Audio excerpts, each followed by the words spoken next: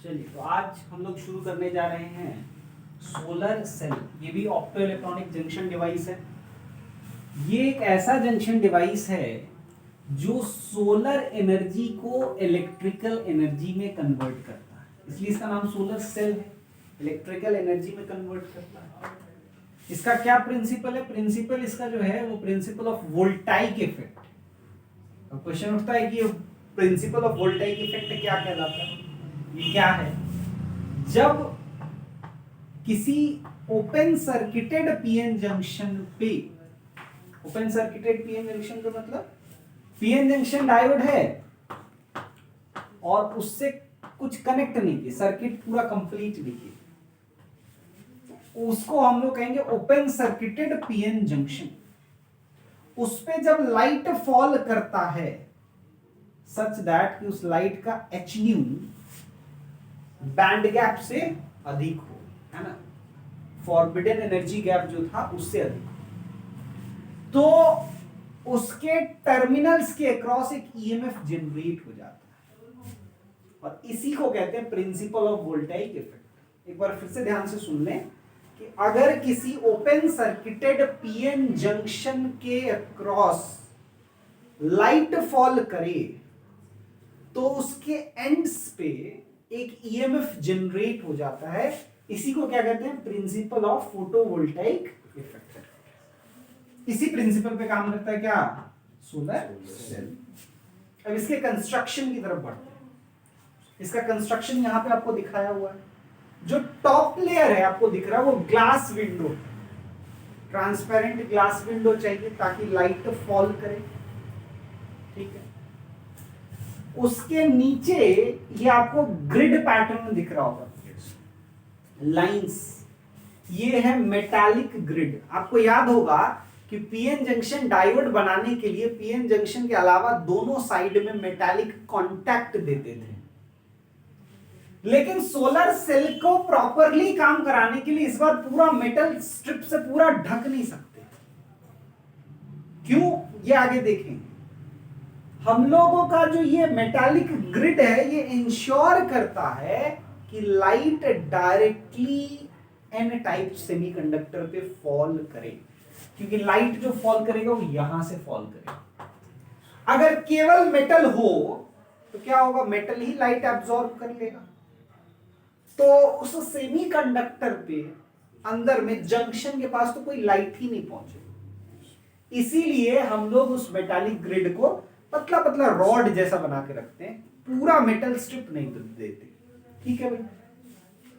तो पहला तो एक तो ये है कि इसका लार्ज एरिया होता है ना। अब देखते हैं सोलर सेल जो लगा हुआ रहता है, सोलर प्लेट्स, उसका एरिया बहुत बड़ा रहता है ताकि लाइट ज्यादा से ज्यादा फॉल करे। दूसरा, इसका जो एन रीजन है वो रिलेटिवली देखिए आप थिन बनाया गया। देखिए जो भी रीजन ऊपर रहेगा उसको रिलेटिवली थिन बनाया जाएगा।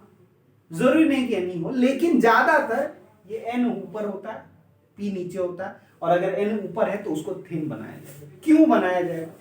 उसका कारण है कि हम लोग लाइट को जंक्शन तक पहुंचते देखना चाहते हैं, क्योंकि लाइट असली काम उसी जंक्शन पे करेगा, और जंक्शन पे अगर पहुंचना है तो ये अगर पतला रहेगा तो लाइट यहां तक चल जा पाएगा, पेनिट्रेट कर पाएगा। नहीं तो क्या हुआ? मोटा रहा, रास्ते में एब्जॉर्ब होके खत्म हो गया, तो उसका काम जो जंक्शन पे होना था वो नहीं हो पाएगा। इसलिए थिन टॉप रीजन यानी एन रीजन बनाते हैं। यहां पे जो मेटल फिंगर इलेक्ट्रोड है, इसको जो मेटालिक ग्रिड जिसको बोल रहे हैं उसी का दूसरा नाम है मेटल फिंगर इलेक्ट्रोड, और ये फ्रंट कांटेक्ट की तरह काम करता है। दो तरफ मेटालिक कांटेक्ट्स देते हैं, एक तरफ जो ऊपर है लाइट के डायरेक्शन में उसको फ्रंट मेटालिक कांटेक्ट कहते हैं, तो वो वाला जो है वो फ्रंट कांटेक्ट की तरह काम कर रहा है। उसके बाद P है, उसका नॉर्मल थिकनेस होगा, and then we will have back contact. ये पूरा मेटल प्लेट होगा जो बैक कांटेक्ट की तरह काम करेगा। यहां से एक कनेक्शन लेंगे, दूसरा कनेक्शन देखिए आप फिंगर मेटल इलेक्ट्रोड से लिया, ठीक है। अब ये हो गई कंस्ट्रक्शन की बात। ओपन सर्किट रखेंगे शुरू में, इसमें जो प्रोसेसेस इन्वॉल्व है वर्किंग की तरफ चलते हैं। पहला प्रोसेस जो इन्वॉल्व है वो है जनरेशन।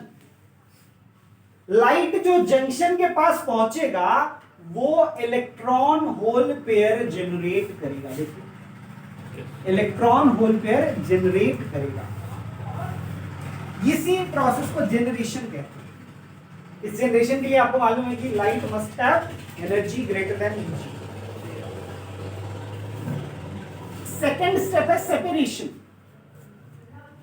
सेकेंड स्टेप क्या है? सेपरेशन। सेपरेशन में क्या होता है? इलेक्ट्रॉन और होल्स सेपरेट होते हैं, अलग होते हैं। किसकी वजह से अलग होते हैं? वही डिप्लीशन रीजन में जो इलेक्ट्रिक फील्ड है उसकी वजह से। आप देखिए डिप्लीशन रीजन का इलेक्ट्रिक फील्ड इसी डायरेक्शन में है, तो वो पॉजिटिवली चार्ज्ड होल्स को अपने ही डायरेक्शन में मूव कराएंगे और नेगेटिवली चार्ज्ड इलेक्ट्रॉन्स को उसके अपोजिट डायरेक्शन में मूव कराएंगे। एज अ रिजल्ट ये सेपरेशन हो गया। अब कलेक्शन हुआ। कलेक्शन जो इलेक्ट्रॉन्स आ रहा है ना, उन इलेक्ट्रॉन्स का इंतजार कर रहा है ये एंड कि भाई जमा हो जाओ। तो वो उस एंड पे सारे इलेक्ट्रॉन्स जमा हो गए और इस एंड पे सारे होल्स जमा हो गए। मतलब इसने इफेक्टिवली एक एंड को पॉजिटिव चार्ज कर दिया और दूसरे एंड को नेगेटिव चार्ज कर दिया, which is equivalent to a cell. Potential difference create हो गया और ये पोटेंशियल डिफरेंस ना केवल क्रिएट हुआ है, मेंटेन भी होगा।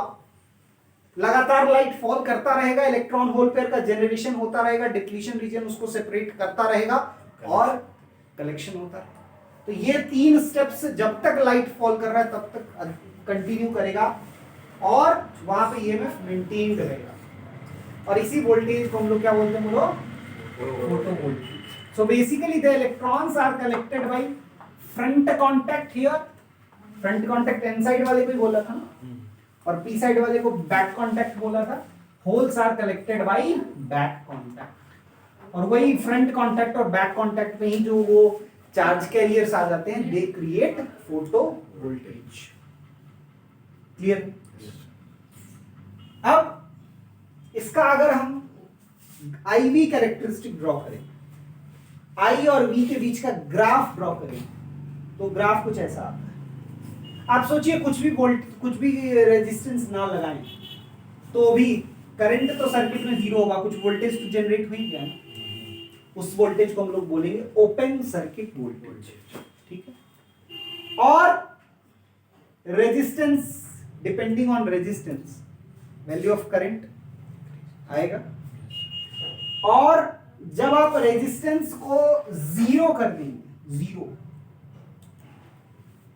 तो मैक्सिमम करंट हो जाएगा। उस समय जो करंट है उसको कहेंगे short circuit current. Short circuit होने का यही मतलब होता है, पी साइड यानी positive terminal of the cell and negative terminal of the cell directly बिना किसी रेजिस्टेंस के कनेक्ट हो जाए तो उसी को शॉर्ट सर्किट कहते हैं। उस समय देखिए आप वोल्टेज जीरो है लेकिन करंट है। कमाल की चीज, ये कैसे हो रहा है? ये इसलिए हो रहा है कि ईएमएफ जनरेट होने का समय नहीं मिल रहा, कोई उसको रेजिस्टेंस हो मिल ही नहीं रहा है।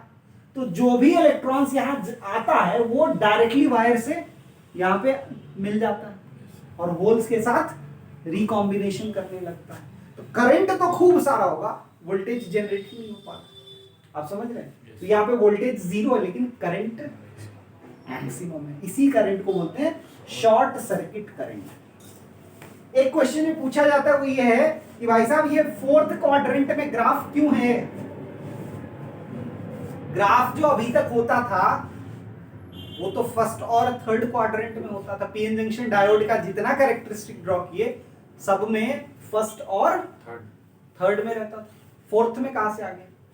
तो अभी तक जितने पीएन जंक्शन डायोड के डिवाइसेस थे वो सब किसी एक्सटर्नल सर्किट से, एक्सटर्नल सेल से करंट लेते थे और ये करंट जनरेट करता है। तो क्योंकि ये इसमें से करंट निकल रहा है, इसमें करंट एंटर नहीं कर रहा है, इसलिए जो फर्स्ट क्वाड्रेंट में बनना था वो बन गया फोर्थ क्वाड्रेंट में। आया समझ में भाई? इसीलिए इसका जो सर्किट है उसमें उसका जो आईवी कैरेक्टरिस्टिक है वो फोर्थ क्वाड्रेंट में आता है। ठीक है भाई? ये हो गया। नेक्स्ट पॉइंट पे आते हैं कि इसमें जो मटेरियल यूज करेंगे for making the solar cell, उसका क्राइटेरिया क्या क्या हो, है ना, criteria for the selection of material for making the solar cell. तो पहला क्राइटेरिया बैंड गैप। जो बैंड गैप होना चाहिए ना, वो 1 electron volt to 1.8 electron volt होना चाहिए। क्यों?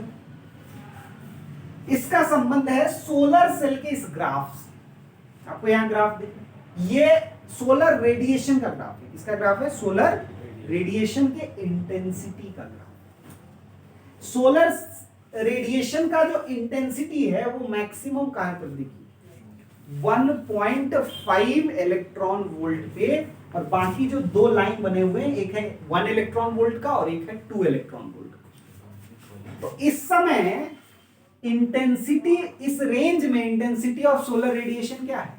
मैक्सिमम।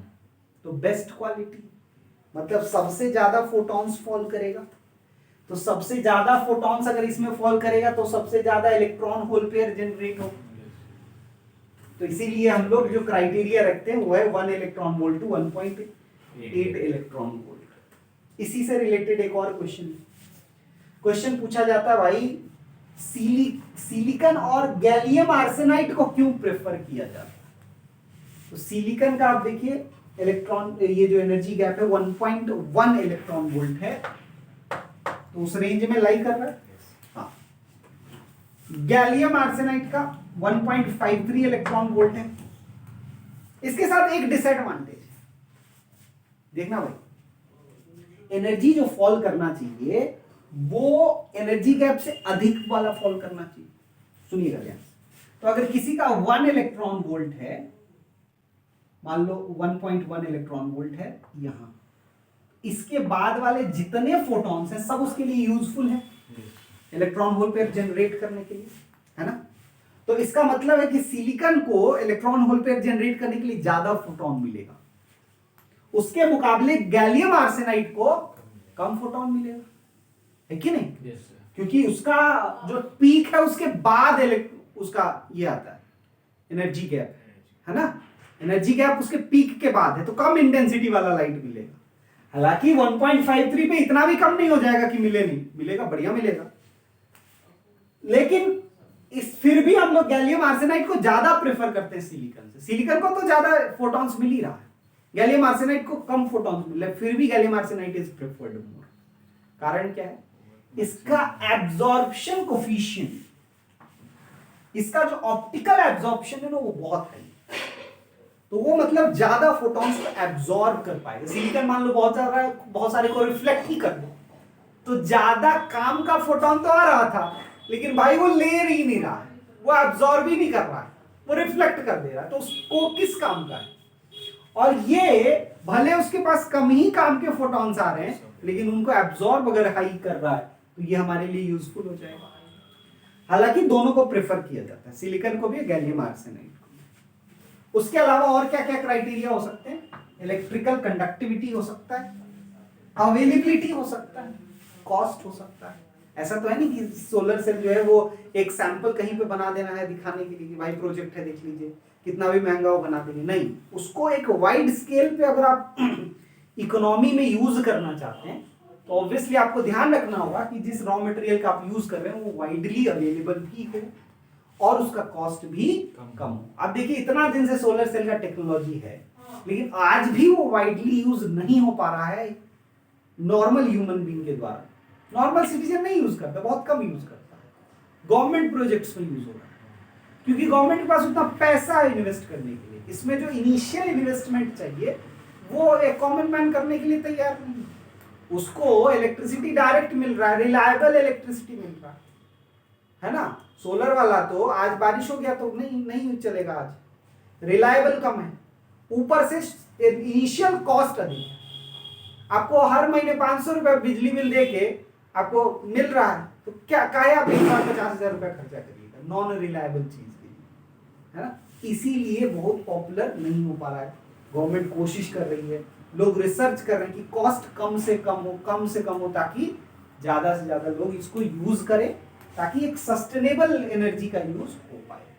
तो तो कॉस्ट भी एक इंपॉर्टेंट फैक्टर है। अब इसी से रिलेटेड एक और क्वेश्चन ये आता है कि क्या स्थिति है सीबीएसई की, ये जो मटेरियल है इसका एनर्जी गैप 2.4 है, इसको हम क्या करेंगे, इसको अवॉइड करेंगे। क्यों करेंगे अवॉइड? क्योंकि 2.4 जो है काफी इधर आगे रहेगा, तो उससे हाई कम ही फोटॉन्स है, तो फिर इसको हम अवॉइड करेंगे। अब एक क्वेश्चन यहां राइज करता है कि एक ऐसा मटेरियल पीबीएस लेड सल्फाइड जिसका एनर्जी गैप 0.4 इलेक्ट्रॉन वोल्ट, तो इसको यूज करने में क्या दिक्कत है?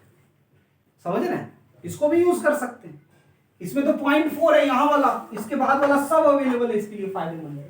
तो इसके साथ एक प्रॉब्लम है, इसलिए यूज नहीं करते। जब इस पे लाइट फॉल करता है ना, तो सारे लाइट जो है वो ये एन साइड वाले में ही खूब सारे इलेक्ट्रॉन्स को निकालने लगता है, मतलब बॉन्ड ब्रेक करने लगता है, क्योंकि वहां भी तो बॉन्डेड इलेक्ट्रॉन्स है, वो जंक्शन तक नहीं पहुंच पाते, और जंक्शन पे पहुंचने से पहले ही एन का सारा बॉन्ड को ब्रेक करके बहुत सारा इलेक्ट्रॉन होल पेयर जनरेट कर लेते हैं। तो जो इलेक्ट्रॉन होल पेयर यहां पे जनरेट हुआ है उस पे इस बैरियर पोटेंशियल का तो असर नहीं होगा, तो जनरेशन तो हो जाएगा, सेपरेशन नहीं होगा, और सेपरेशन नहीं होगा तो कलेक्शन नहीं होगा, ईएमएफ जनरेशन मुश्किल होगा, इसीलिए पीबीएस को यूज नहीं करते। आई होप आपको इतना समझ में आ गया होगा। चलिए पहले इसको कॉपी करते हैं।